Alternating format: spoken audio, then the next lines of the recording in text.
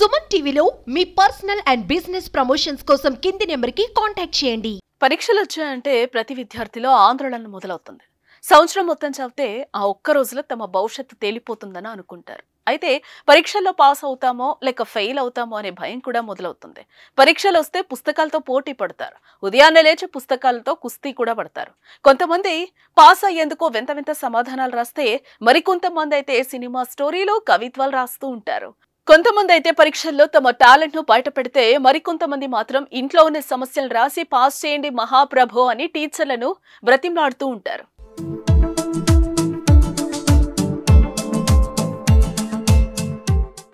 కొంతమంది తల్లిదండ్రులు చదువుల్లో తమ పిల్లలను చాలా ప్రెషర్ చేస్తూ ఉంటారు. దీంతో పరీక్షల్లో ఫెయిల్ అయినా కానీ, తక్కువ మార్కులు వచ్చినా కానీ తల్లిదండ్రులు ఏమంటారో అని భయపడుతూ ఉంటారు. కొందరైతే ఆత్మహత్యలకు కూడా పాల్పడుతూ ఉంటారు. మరికొందరైతే బోర్డు పరీక్షల్లో సిల్లీ రీజన్స్ ఆన్సర్స్ పేపర్స్ లో రాసి తమ గోడు బయటపెడతారు.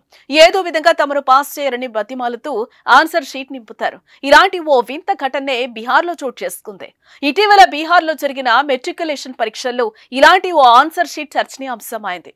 అదేంటి అంటే, ఓ విద్యార్థి ఆన్సర్ షీట్లో, నేను పేదింటి అమ్మాయిని, దయచేసి నన్ను పాస్ చేయండి సార్, లేదంటే మా అమ్మ నాన్న నాకు పెళ్లి చేస్తారు సార్, ఈ పెళ్లి నాకు ఇష్టం లేదు, నేను చదువుకుంటాను సార్, దయచేసి నా పరువు కాపాడండి సార్ అని బ్రతిమలాడుకుంటూ సమాధానం రాస్తుంది. ఇలాంటి వింత సమాధానం చూసిన టీచర్ ఆశ్చర్యపడిపోయాడు. దీనిపై నెటిజన్లు బాగానే స్పందిస్తున్నారు. అయ్యో చిట్టి తల్లి, ఎంత పెద్ద కష్టం వచ్చిందమ్మా నీకు అని ఓ నెటిజన్ కామెంట్ చేయగా, నీ కష్టం పగోడికి కూడా రావద్దమ్మా అని మరొకరు పోస్ట్ చేశారు. ఏదేమైనా తన బాధను చదువుపై తనకున్న మక్కువకు నిజంగా హ్యాట్స్ ఆఫ్.